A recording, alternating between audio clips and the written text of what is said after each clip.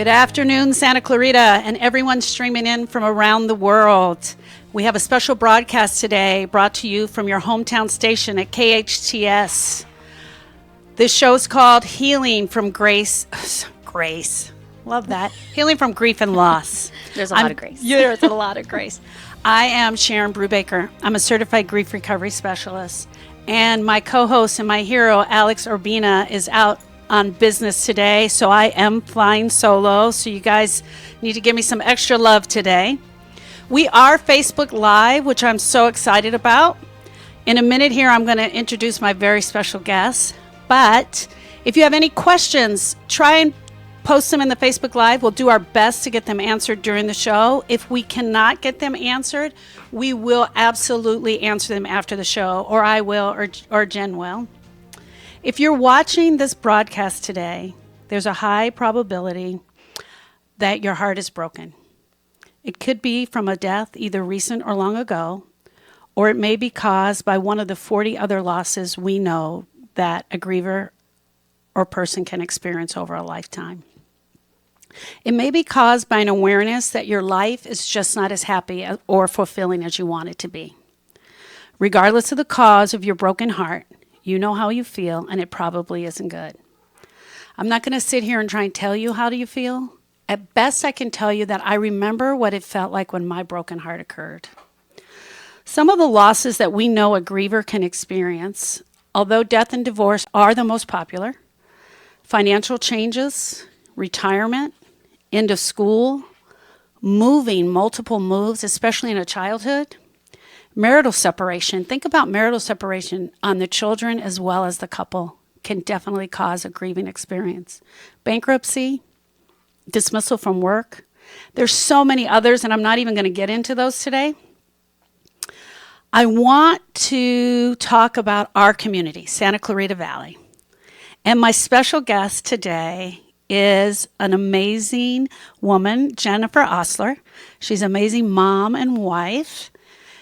I met Jen A long time ago. 10 years ago, 15 years ago, something like that. A long time, yeah. But last year I was really involved in her life, and we became very close after the death of her husband, Ryan Osler, another community member, fireman who was killed tragically while on duty. Jen, just a little bit, real quick, just tell us your experience and when you first found out about Ryan. About his accident? Yes. I was actually on my way to work in the morning, and his chief had called me to let me know that there was an accident with the water tender that Ryan was assigned to. And there's really no way to tell someone what happened. So his chief just kind of said that there was an accident and that he was killed in the accident. And the rest of the morning was a total blur. There was a lot of outreach from the fire department. By the time I got home, there were already officials at my house to be there for me. And it was chaotic, but I felt very standing still and all this chaos that was going on around me. But it was, wow. Yeah. Absolutely crazy. It was very crazy. Very crazy. Yeah. So I'm really excited to tell you guys, my hero just called in. Hey, Alex. Hey, how's it going, guys? We don't have you teed up yet. We'll get you teed up in a second. Sounds good. What was really cool, what I want to talk about today is community. And that is really what I brought you here for. Thank you so much for sharing your story. My heart really goes out to you. But I want to talk about community and what the community is doing for us. Last week, we got hit right in the heart and soul of Santa Clarita with the murder-suicide, right? Yeah. And I thought it'd be a good time for us to talk about Santa Clarita, what we can do to help other grievers, and just what we're going through in our own lives, right? Absolutely. So last week, I got the call, pay attention, this thing has happened, see what's going on, which I did. And it was really kind of cool because I I got to be the person kind of helping the community already. But I thought I'd bring you in because you really have experienced that.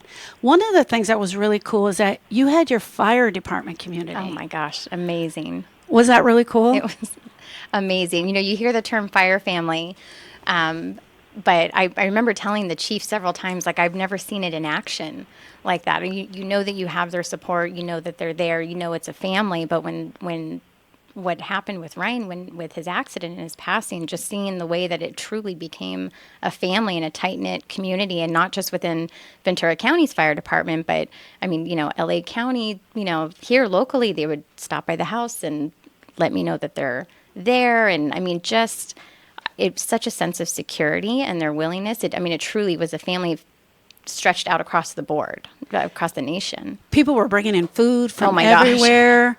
So much food. Yeah, I remember being at your house for the first couple of days, and that was kind of crazy. People were bringing in food, and they were helping you with the kids. Yeah. There were strangers that came by. Mm-hmm. What was that like? There was so much happening around me that I really didn't even have the time to acknowledge that they were strangers. It really just felt like, I don't know, like it felt like, I was just so grateful. I was so grateful that, neighbors who I'd never met before, down the street, up the street, 2 blocks over, were coming by the house, and it was just to offer their condolences. I didn't feel like it was people coming to, looky-loo, or because it had been on the news, and so I didn't feel that from anybody, that they were just coming just to see who it was or who the family was. I genuinely felt that people were coming in to say hello and offer their condolences, or just even let me know that I live right up the street if you need anything, or don't hesitate to call on me, or if if kids needs ride. There was just such an abundance of love, and that's honestly how I felt about it. It didn't weird me out at all to feel everyone's love that they had for our family. So Alex is here. He has called in. I'm so excited, Alex, to have you join us in on the show. How are you doing today? I'm doing great, and I'm so glad to be on the show. I want to just kind of share a little bit of insight when it comes to dealing with a loss. I think it's one of the greatest gifts you can give the people that are grieving is to just show up. Mm-hmm. Even if you just come over and let your face be seen or recognized, I think it just shows a tremendous amount of love and compassion that you have, and it lets it lets the person that's grieving know that they have support. I remember when my father passed away, being in that inner circle, you're kind of in a little bit of a shock, you're in a daze, and it's really humbling to see people come from all around and just step up and just start handling things. The first thing I think of is leadership, because I had family members and neighbors and friends I haven't talked for years. They just show up, and they gave themselves permission to just help out. And if it was bringing waters or bringing food, or just coming in and just picking up our living room or washing dishes or whatever it was a huge a gift that they gave us. Absolutely. That's so cool. Jen, I want to ask you a question. Thank you, Alex. Did you have a feeling that you were having to help visitors through their grieving process? Did you feel ever like they came for me, but I'm really helping them? I guess in one sense I did, only because, oddly enough, having taken the grief recovery program before Ryan's passing, it was easier for me to recognize when people, what they needed in that moment, or just being at least able to kind of pay attention to their behaviors in a way. So it actually was having those tools was helpful for me, because when people would come and stop by, and generally a lot of people, when they would come by, like Alex was saying, like bringing waters, or I didn't buy paper goods for like 6 months because people were just bringing paper towels or toilet paper or anything. But it's like they would stop, and even in just that brief moment with them, letting them even have the chance to cry with me, right? Exactly. And not having the grief recovery tools, it helped me to let them have that moment and not take that away from them, because they need it also. Because yes, there were many people who did not know us that came by, but there are people who even just in quick passings that they would have with Ryan. Ryan was somebody to them, and so they needed to have that moment also, and plus the moment of shock. I Yes. just can't believe this happened, and so they're crying. So I felt that, yes, I was able to be there for them in those moments when they needed it, but it didn't pull away from my own grieving and what I needed to do for myself. Exactly. Oh, yeah, that's amazing. Hey, Alex, question to you real quick. What do you think about when people get called to go, even if they don't know the person, just because we're out in the community, if our heart is being so pulled to help someone in the community that we know is grieving or has suffered a loss, even just showing up or just sending a card, what's your thought on that? Like I said earlier, I think it's one of the greatest gifts you can offer somebody, and just offer humanity, is to just get in the car and go over there without second questioning what I'm going to say, what am I going to do. Just grab your keys, listen to your heart, because your heart's always telling you to rally around those people that are hurting and suffering. So if you listen to your heart and your spirit, it's telling you, get in your car and go over there. Mm-hmm. Even if it's just to stand outside, or even if it's just to peek in and put a smile at the person or make eye contact with them. It's just a statement that you're making, saying you're not alone and we're here for you, and whatever you need, even if you don't say it out of your mouth, just you showing up or letting them see you is a statement in itself. And I think it's a very powerful statement for someone to make. Yeah. Mm-hmm. And I feel, even as a community, even if you don't know the person, even just bringing some flowers by and leaving them on the porch, I think that it helps and lets them know as a community that we absolutely love them. One of the most precious times that I've ever had in the community here in Santa Clarita was the candlelight ceremony that we did for all of the survivors from Vegas. Oh. It was such a beautiful, moving moment. And we, as a community, got to get everybody in one spot and let them know that we really love them and we cared for them, and that we knew they were in pain. That's but amazing. It was almost like a big giant hug, sort of. So it kind of felt really cool. One of the things that I often do when I find out that someone is grieving and I know I'm going to their house, or they've had a tragedy or a death, or just something has happened, I show up at their house with a case of water and a notepad. I always bring the same thing. And I bring those things for a specific reason. A lot of people are going to start coming to the house, and you don't know whether there's going to be water there. You don't have to worry about spending a lot of money. A case of water, we can get for $4 at least. And then a notepad, because the phone is going to start ringing. And the phone is going to start ringing off the hook. And a lot of times the grievers or the family are not able to answer the phone. Mm-hmm. And whoever is around may be answering the phone, taking messages, or food is going to start arriving, right? And so we want to be able to have a little notepad or something to write down. It's so helpful, right? It's so helpful to have that. Here's another thing that I think is real important when we show up for the griever. Be present. Mm-hmm. Do ask the griever what happened. Absolutely. It's really strange, though. No one ever asked me about Austin. No one ever asked me about myself in Austin. Mm-mm. How did you react to that kind of question being asked to you? Well, it's funny because you're saying that nobody asked you about Austin. Nobody asked me about Ryan, and I think part of it is because everybody knew, in a sense, because it was public news, and so everyone had heard the story. But not many people had asked me, like what you just asked me at the beginning of the show here, is what happened, or how did you find out, what did they say, or what. And I think a lot of people are scared to ask those questions because they don't know how if the griever wants to answer them, if they're ready to answer them. But I found actually that the more people who were very close to me would ask me, the more I could talk about it, then the easier it became to talk about it more. And now, so many months in, I don't mind. I wish people would ask me because that was the day that changed my life forever. And so there is a lot of details in that. It's interesting you say that, because not many people asked me what happened, or. Let's talk about that question for a minute. When you ask the person that's grieving or going through a loss what happened, you might know the story from either the newspaper or people talking about it in your neighborhood, or someone gave you a phone call and kind of updated you. But when you ask the person what happened, you're asking them to articulate their experience. Exactly. Like what happened on your end? Like, I want to hear your words. I want to hear your experience. But more importantly, I'm asking that question so that I can be a compassionate space for you to get it off your chest or to say it out loud, or so you can hear yourself talk about it, so you can make sense of it.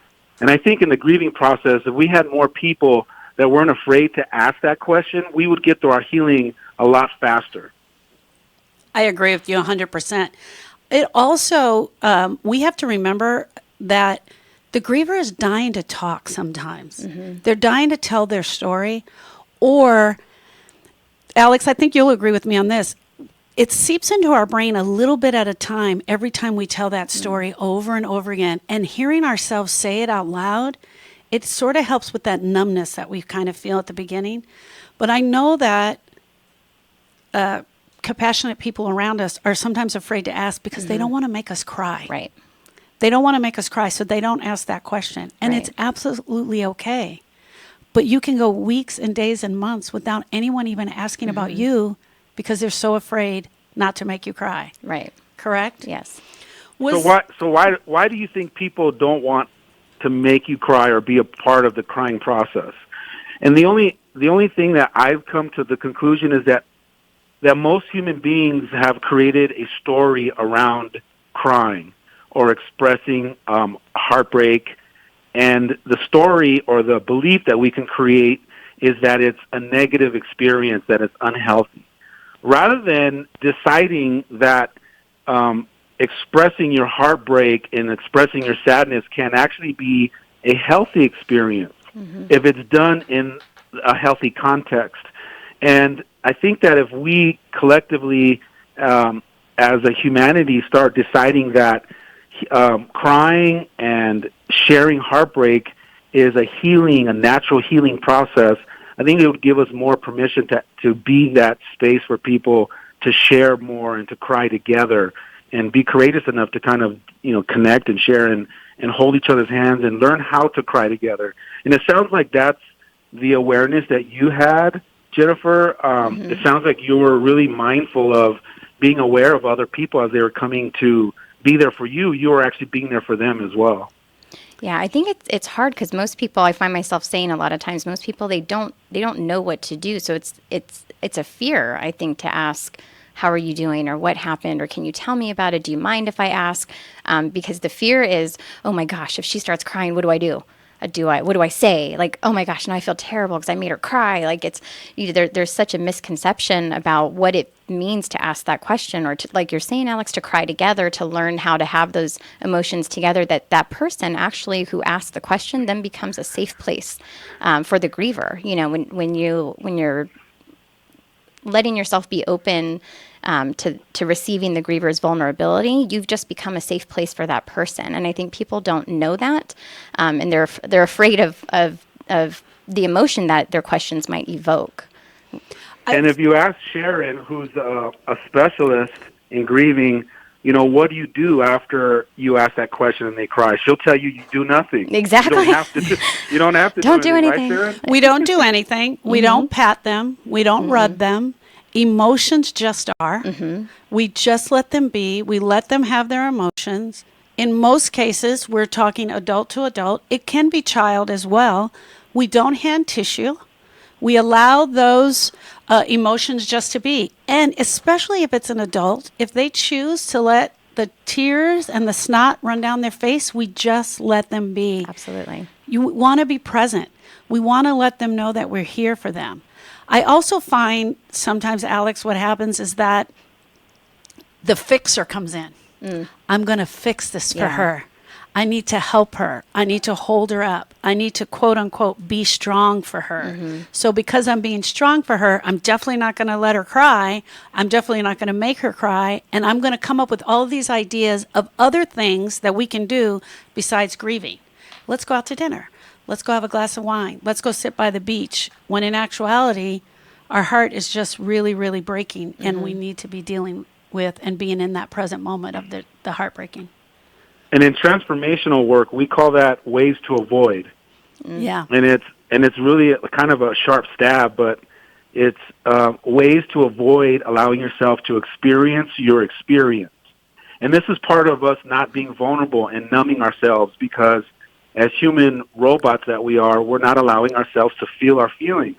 And then we wonder why we can't have deep, meaningful relationships and, or where we can, feel safe enough to share deeply and cry together and love deeply, is because we've been, protecting our heart for such a long time. Mm-hmm. Absolutely. Absolutely. Well, I'm getting that 1 minute call for that break. So we're going to go ahead and take that break now, Alex. When we come back, we're going to talk about some of the things that supporters and the community can say to help you, that even if you are crying, but it'll just so they know that you're there for them.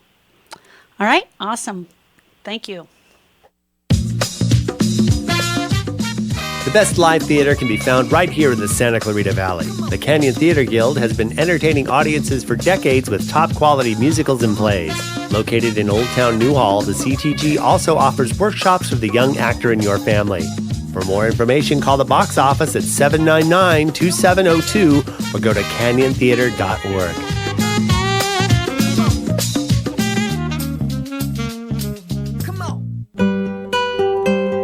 We know you've made some New Year's resolutions, and so did the Church on the Way Santa Clarita. The Church on the Way Santa Clarita is celebrating 10 years as a church, and they resolve to make the next decade even greater by continuing to love God, serve people, and change lives. Join them on Sundays at 8:30, 10, and 11:30 a.m., where there's something available for everyone. They can't wait to meet you. For more information about what's upcoming at the Church on the Way Santa Clarita in 2018, visit tcotwsc.org.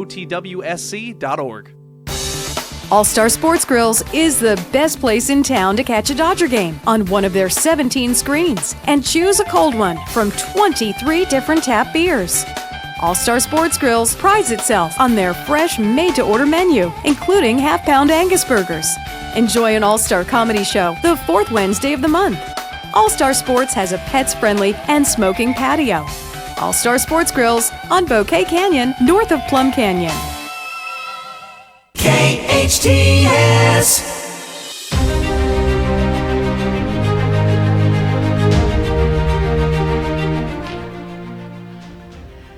Good afternoon, Santa Clarita.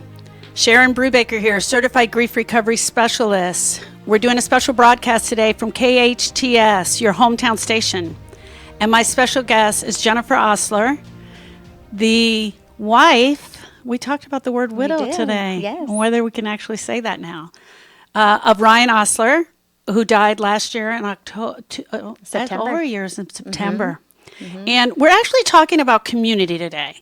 What the community of Santa Clarita can do to help a grieving person, how that outreach really helps us. We also have Alex Urbina calling in, and we love having Alex here because his transformational work and the grief work, they are sisters to each other. And I love that they go so hand in hand.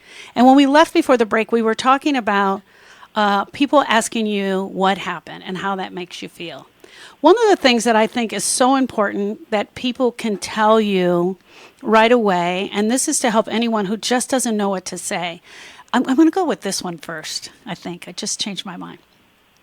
When people say, I'm sorry for your loss, I know I hear a lot of grievers that just don't like that. They feel that the person is not really there sincerely. It's really hard if they didn't know Ryan and then to say, I'm sorry for your loss. Or it's almost like, I've noticed that sometimes people do it to, let's move on to the next statement. Do you have any thoughts on that?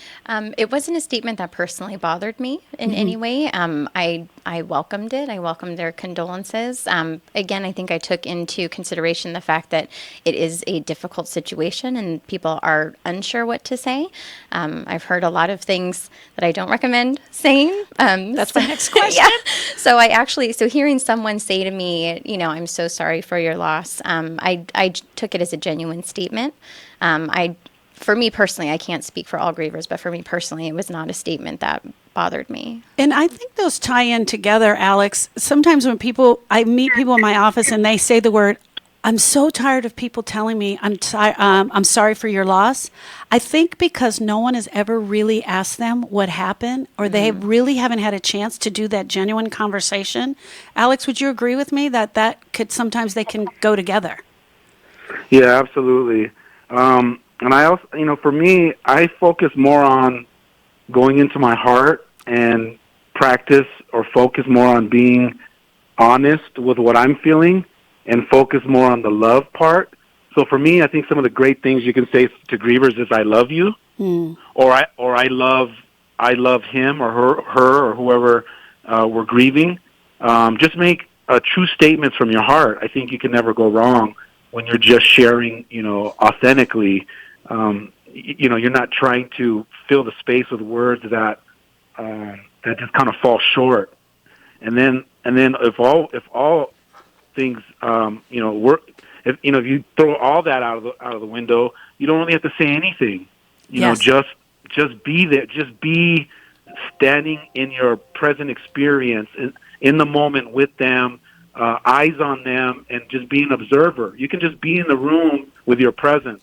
I think a lot of times we forget how powerful our presence is as human beings, as loving beings, that words sometimes actually take away our presence and the love that we have and that we're bringing that intention into the room. Absolutely, absolutely. One of the things that I like to say is, I can't even imagine what this must be like for you. That's letting the griever know that I don't know what you're going through, because grief is unique and individual to each and every person, right? I absolutely don't know what you're going through, but I know what a broken heart feels like, and I'm also here for you, right? One of the things that I like to do on social media posts is I will say, ouch, or wow.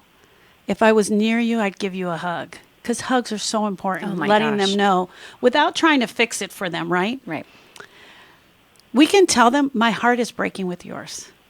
I love that one as well. My heart is breaking with yours. I loved it when Austin died and one of my friends would be near me and I would be sharing a story or talking and I would start to cry and they would start to cry. Because then I knew they still remember him. They're thinking of him. Their heart is breaking with mine. What are some of the things people told you that were not helpful? I could probably write a book on it, but one of the biggest things I think that was actually more hurtful than anything else was comparison. Comparing, the death of my husband to their divorce, or comparing, the loss of their grandfather to the loss of my children's father, just comparison to me is a huge heartbreaker when my heart is already broken. So I think making sure to avoid statements, and really it never angered me. I never got upset when because truly they were just trying to relate, trying to let me know that they are relatable, that I can, talk to them about things. So I appreciate their kindness and, they're wanting to relate to me, but to a griever, it's actually really hurtful because in my heart, nothing compares. Right. Which that's not to minimize anybody else's loss or anybody else's, heartache. But in that moment, it doesn't compare to my heartbreak. It's totally different. So that was probably the statement that was just the most hurtful than anything else. And Alex, I think people say these comparisons because they don't know what else to say. And that's also part of trying to fix the griever. And so that's where what you were just sharing earlier, a moment of just being silent and just being present would come into place so well. Yeah, absolutely. And I also want, for those that are listening that aren't really good at grieving or effective at it or have been unconscious about it or never knew about it or never been taught, I'm there too. I'm learning just as long as you're learning, Sharon, and everyone else that's listening. You're not bad and wrong if you don't know how to be effective around grieving. It's part of a process of learning how to grieve in a healthy way, and that's why we're talking about this subject. Is to cause that awareness. And I'm learning to my next level just as much as you are as the next person that's listening to these words. It's more about having these kinds of dialogues and talking about it so that we can, prep ourselves and have some more tools in our belt. Absolutely, absolutely. It's a learning process. It absolutely is a learning process. And Jen had the tool because she had been through grief recovery, so you knew some of the things to expect, and you knew when people came in what they were experiencing. Right. That was one thing. Two, we helped them over, the ones that need it. And it's sort of a training process. And I think because it happens so rarely that people don't get, unless they've gone through it and they become a member of that club, they don't really know what it's like from that other side of the table. Right. Yeah. Right, absolutely. Yeah, absolutely don't know what it's like from the other side of the table. One of the other things that we can do is pay attention to our surroundings. Listen, I talk a lot, Alex and I talk about a heart with ears. If you imagine a big giant heart with two huge ears hanging off of it, that is your job as the supporter and the community. That's what you're bringing in. You're just going to listen. Because sometimes the griever will actually babble. They'll say things that aren't even important. Or they'll start telling the story and then they'll go off to, I need trash bags. They go into another area, right? Right. Because your mind, you're not in your present moment. You're just all over the place. Absolutely. And as the supporter, we have to be there for them and be okay in that part. Tell me, if you can, something that someone did for you that was absolutely amazing, that blew your mind. Oh my gosh, that list is even longer. There were so many people and so many things that were just so kind. Gosh, that's like an on-the-spot question. I don't even know. I mean, truly, really, truly, there were so many things that I was just so appreciative of. Just phone. I'm very much a words person, so phone calls, text messages, even though I would not answer as many as were coming in. Just people reaching out to me was huge. Gosh, if I don't even know if I could pinpoint a single. Sharon, that's a hard question. That's a hard question. You got a special treat this year, though, for the holidays. You had a special sister that did some stuff for you that was amazing. Oh my gosh, the 12 days of Christmas. Yes. Oh my goodness, that absolutely floored me. That was a huge surprise. So that was a community outreach. It was an entire community that put that together. So share a little bit about that. Well, it was literally the 12 days of Christmas. It just every day, something and a surprise would show up on my doorstep. The first day that partridge in a pear tree is day one. I didn't know what to expect. I didn't know who was doing it. I had no idea. And by day 3, my house was flooded with people coming in and setting up a whole French dinner, and I mean, it was a huge group effort. It was a huge outreach. And then on day 12, when it was revealed to me who was behind all of this, it was literally people, not just my church community, not just my physical family. It was, families I had never even met before that wanted to be involved in it, a family that lived in Hawaii that, wanted to be involved in it, local restaurants that participated in it.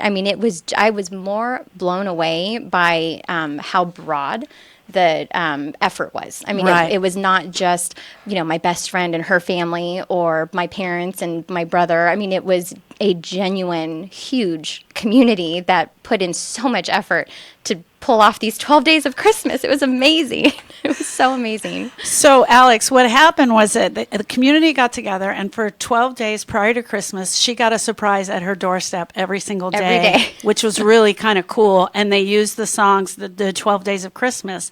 But it was really cool to see a community come together. And I think the thing that's so important, and my question to you, Alex, is that Ryan's been gone a year and a few months.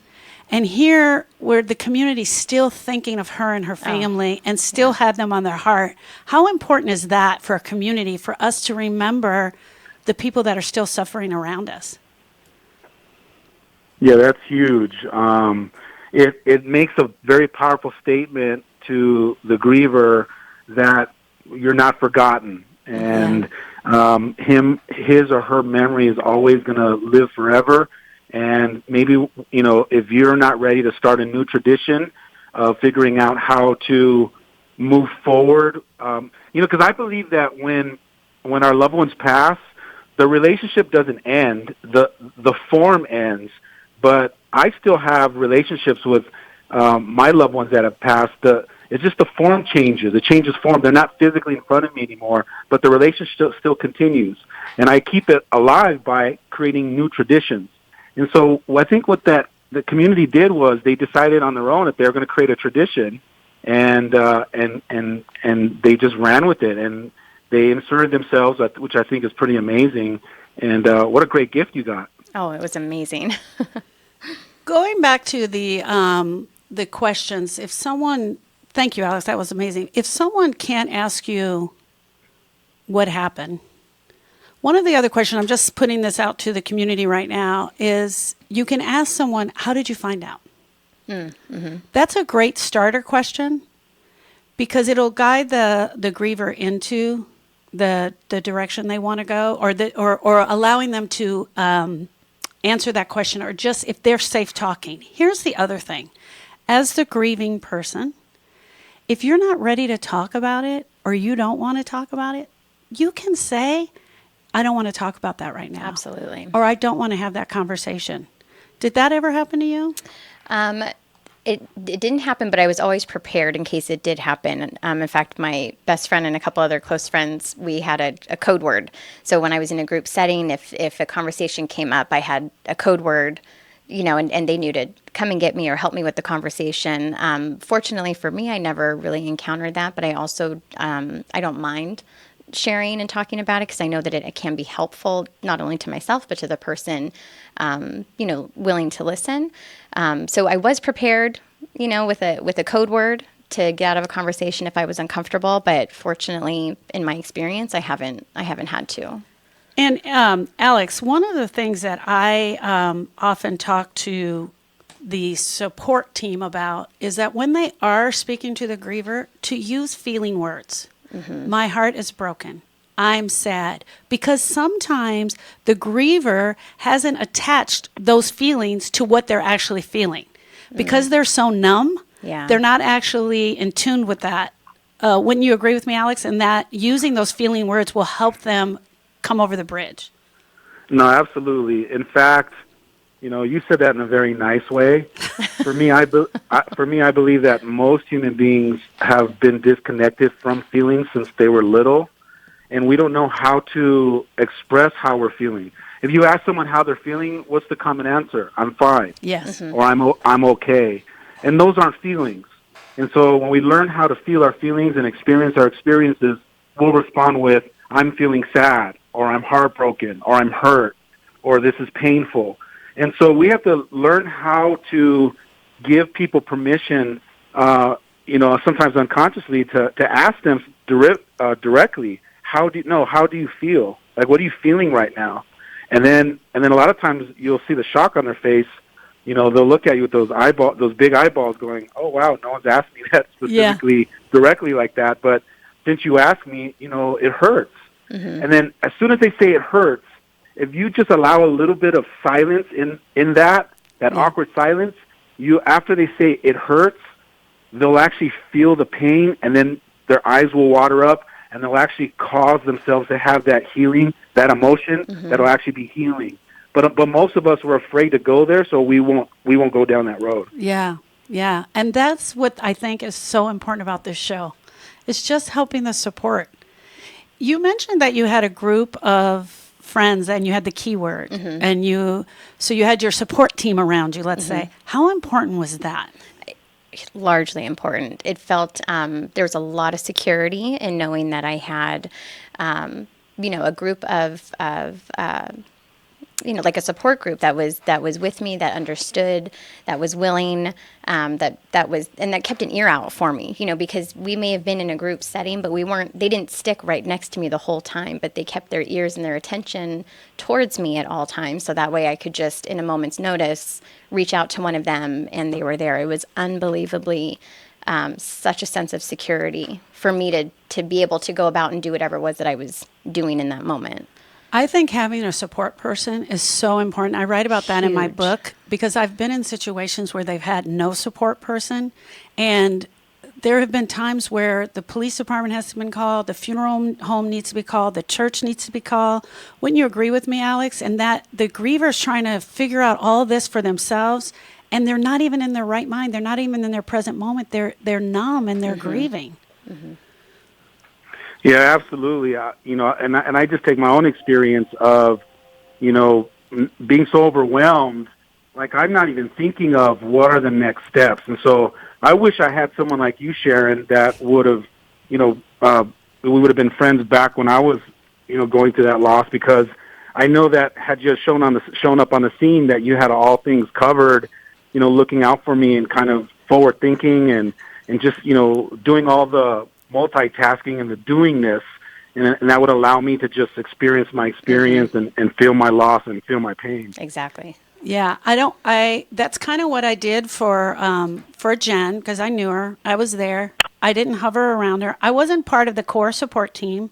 I was sort of in the background. She knew that I was there. If she needed me, she came to me. And I would just sit off in the side. If she needed to ask me a question about what was going on with the kids, she would come to me. And then in behind, I was telling all of the other friends, okay, let's get the list going. Let's put these meals down. Let's do this. And I honestly, Alex, it only came to me because I had experienced that with Austin and Donovan's death. So that's kind of how that whole thing came to me. So when you are the community and you are the friends and you are there, you don't have to be near the griever at all times, is what I'm saying. You can just be in the room. You could be doing the dishes. You can be taking out the trash. There's so many things that you can do. So I want everybody to stay tuned. We're going to take a quick break. But when we come back, we're going to talk about what happens when you need something done, who do you call, and what happens when you need something done and you have no one to call. So we're going to talk a little bit about that when we come back as far as support team. Thank you so much, Santa Clarita. Do you see it? It should be around here somewhere. No. What was that address again? Your building sign is essential to getting customers into your location. Feathers can help get your business noticed. They'll walk you through each phase of your building sign project, providing special attention to detail and quality. Feathers will give you a sign you can be proud of. Your building sign will draw customers in instead of having them drive by. Feathers on Soledad in Canyon Country, across from the Edwards Theater. There are many memorable restaurants in Santa Clarita, but 3 words stand out from the crowd. Mom can cook. Mamá puede cocinar. Mom can cook, the best Thai food on this side of the planet. Mama fait la cuisine. No matter what language you use, Mom can cook says it all. Thai food at its finest, all your favorite dishes and Mom's very own original specialties. Experience it on Soledad by the Canyon Country Post Office. Mama 요리가 좋으세요? Mom can cook. Whether it's getting your degree, brushing up on your skills to get to the next level at work, or taking free college courses while in high school, College of the Canyons wants you to start your finish. COC offers classes in Valencia, Canyon Country, and online. Registration is going on now for the spring semester, which begins February 5th. Whatever your goals, COC can get you there. Visit canyons.edu today. First impressions say it all. Choosing the right makeup is critical to that first impression and keeping your skin looking young and healthy. That's why Santa Clarita's Jen Gerard created Gerard Cosmetics. Inspired by women of all ages who gravitate toward classic and timeless beauty with a modern twist, Gerard Cosmetics. Superb quality and pigmentation, along with lip glosses and lipsticks in colors for everyone. The internationally acclaimed Gerard Cosmetics. Discover your new look at GerardCosmetics.com. Hometown. Traffic report, simple news, weather, and lots of music. They pretty much play everything. Your hometown station.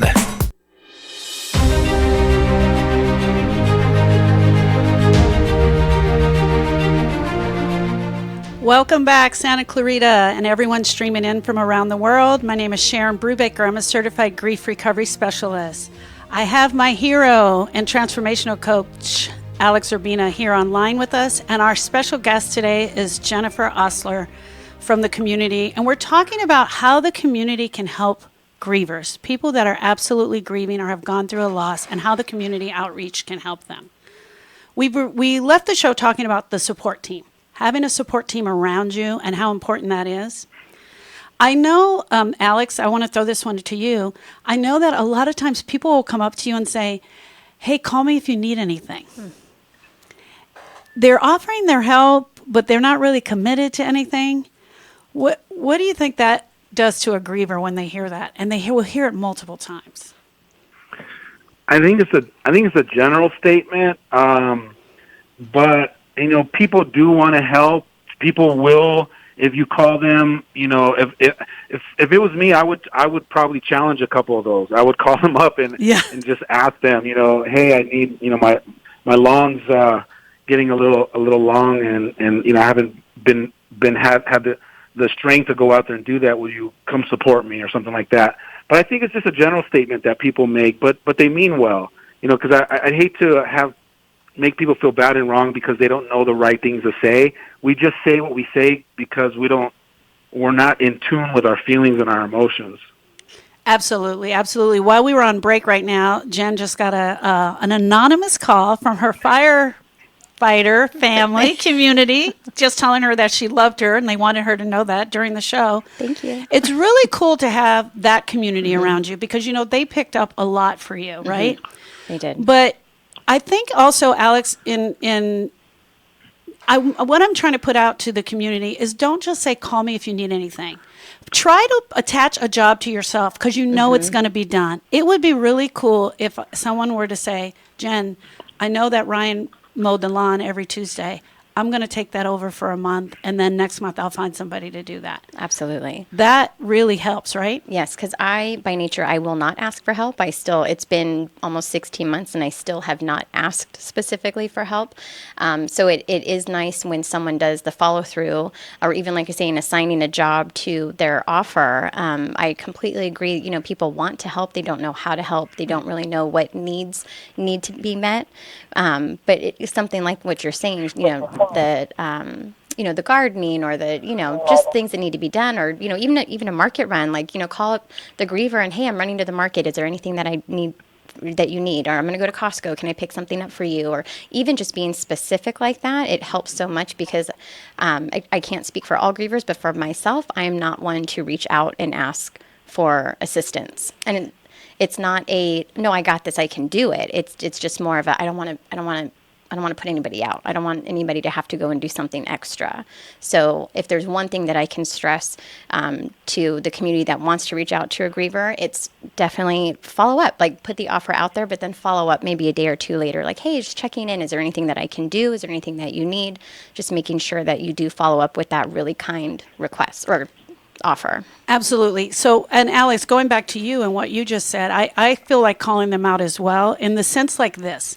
Sometimes the grievers will come to me and say, especially the women, I never put the trash out. It's really weird, but they've never put the trash out, or they're realizing for the first time they're having to put the trash out, or something I've seen you share on your Facebook, put their Christmas lights up for the first time, right? Those are big jobs. And I'll say to them, there have been people that came around you and said to you, call me if you need anything. I want you to start thinking of who those people are, and then we're going to call some of them. And so it's true. What Alex said is absolutely true. We do have to call them and try to get them involved and get them helping out, for sure. And then I think a great thing to say to the people that just kind of use that as a default, a great tip would be to give yourself permission to just jump in and help. In other words, just assert yourself. And then, as you're jumping in and, cutting their grass on that Saturday morning without their permission, let them open the door and go, hey, buddy, we're still sleeping. Just give yourself permission to get in there and just start helping out. It's better to, ask for forgiveness later than it is to sit on the outside waiting for that person to reach out because, like you said, you're probably not 99% of the time you're not going to reach out and help because you're still suffering and hurting yourself. You're not even thinking of reaching for help. And I think, Alex, what also happens is for the person that can't go to their heart, that can't go to those emotions, that can't tap into the emotions, and they can't sit and have that conversation with you, they would rather come for a year and take your trash out than have that conversation with you. And they want you to know, I'm here for you. I care for you. My heart is breaking for you. But I really want to do something for you. And so instead of tapping into that, they actually go to doing jobs, doing a job of service, right? You've met those people, obviously. I can tell by the smile on your face. Definitely. I have. And that's okay too. Not everybody is wired, to be, easily into their heart and be compassionate and sensitive. So for those that are on that journey and a little bit further down the road, that's a great starting point is to make your statement that I'm here for you by doing stuff, by doing the little extra things that they probably aren't thinking about. I think also for the griever, it's equally important if you don't want that person taking your trash out for the next year, it's equally important for you to tell them. Absolutely. It's very important for you to tell the truth about yourself. Tell how you're feeling and tell what you need. So if you literally don't need the trash coming out, then you need to let them know. Maybe give them another job or let them know you'll call them. And sometimes those conversations are hard to have. Would you agree? They are, because you want to be sensitive too to the person who wants to be there for you. So you want to be respectful of what they're just trying to help. Right. And like Alex was saying, like some people, because they don't know how to connect emotionally, that's what their job is. To them to help you out, take the trash out, but this way I'm helping, this way I'm doing things, and sometimes that's not always necessary, or it gets to a point for the griever where it's no longer necessary. Exactly. So Sharon, before we go, I had a couple of tips I want to share real quick. Absolutely. In alignment with asking the community to just be aware of how we can support a griever, I wrote down a few tips. I want to go over them real quick. Number one is be a part of their process. Like, give yourself permission to be a part of that process, whatever that looks like. Number two is be a witness. Be around there. Let them see them in their struggle. That's important too. Just be a witness to their experience as they're grieving. Number three is be a part of the rallying around the grievers. So if you hear that people are getting together on a Saturday to go clean their backyard, be a part of that rally. Number four is be a creative way to give and contribute to the griever, like the 12 days of Christmas. Like, get creative. Try to think outside the box. The trash for a year or whatever it is. Be creative. And then be an invitation to keep inviting the griever to come out maybe and participate in some activities or to move forward, because they might not necessarily be giving themselves permission to move on. So maybe you kind of give yourself that role to keep inviting them. Hopefully one day they will accept one-year invitations, and hopefully they'll be grateful for that, because it'll be that pivotal moment to help them move forward. And then the last one is the one we talked about. Give yourself permission to just jump in and help. Insert yourself. It's better to ask for forgiveness rather than to sit in the sideline and just, tell them that you're there for them, and then they never reach out for your help. Absolutely. It looks like you summed them all up, which is really amazing. So I want to thank you, Jen, for being here. I want to thank you for sharing. Alex, thank you so much. I really love, even when you're here and when you're not here, all the wisdom that you bring to the conversation. But Jen, I just want to let you know that I love you so much. I'm so proud of you, and that the ability of what your experience is that you can give back to the community. I want to reach out to anyone whose heart may be broken at this time, that's suffering a loss, that was affected by Las Vegas or the murder-suicide that we had in our own community last week. I want to let you know that we're here for you, and we're absolutely holding your space. In the Facebook Live, I'm going to be listing some grief recovery classes that are coming up if you'd like to join in on one of those. Or if you just want to talk and have a conversation, any one of us would be willing to have that conversation with you at any time. My heart is here for you. Have a great day.